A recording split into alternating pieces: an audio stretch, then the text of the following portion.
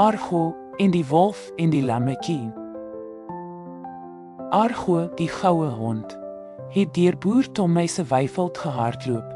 Sy oranje pels wat in die sonlig glinster. Sy perstong het uitgehang terwyl hy agter 'n skoenlapper aangejaag het. Sy groot boosagtige stert so vinnig gewaai dat dit amper soos 'n helikopter gelyk het. Argo het dit geniet om die plaas met sy golwende heuwels, digte woud en kronkelende spruit te verken. Vandag het iets ongewoons egter sy aandag getrek. Hy het 'n klein lammetjie gesien, heeltemal alleen en bietjie bang. "Hallo daar, kleintjie," het Argo geblaf terwyl hy nader aan die lammetjie gestap het. "Wat is jou naam?" Die lammetjie het benoud gebler, "My naam is Wolly." Argo, wat 'n vriendelike hond was, wou seker maak dat Wolly reg is. "Hoekom is jy so alleen? Waar is jou mamma?" het hy gevra. Wolly het sy kop laat sak en gemompel, "Ek het van die trop af weggedwaal. Ek wou nie verdwaal nie."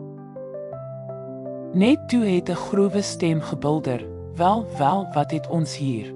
'n Groot wolf het agter 'n boom uitgestap, sy oë op Wolly gefokus.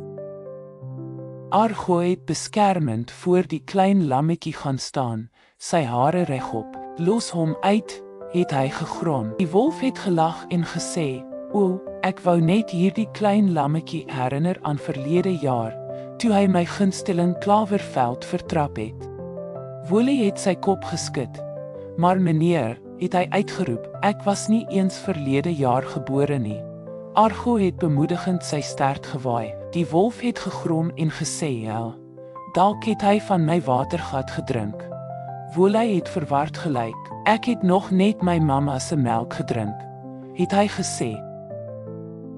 Die wolf het heen en weer begin stap, duidelik gefrustreerd. Uiteindelik het hy dramaties gesig. "Goed, jy wen hierdie keer," het hy gemompel en met 'n brom weggedraai.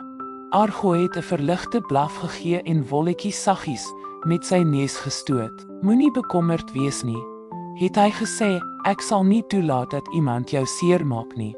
Wolly het dankbaar geglimlag. Argo het hom terug na die trop gelei waar sy mamma angstig na hom gesoek het. Toe hulle nader kom, het Wolly hard gebler en sy mamma met 'n gelukkige hereniging gegroet. Argo het na hulle gekyk en trots gevoel dat hy vir Wolly opgestaan het, teen die boeliewolf en sy nuwe vriend gehelp het. Hy het geweet dat al kan dinge soms vreesaanjaend wees, om dapper en vriendelik te wees, altyd die beste avontuur maak.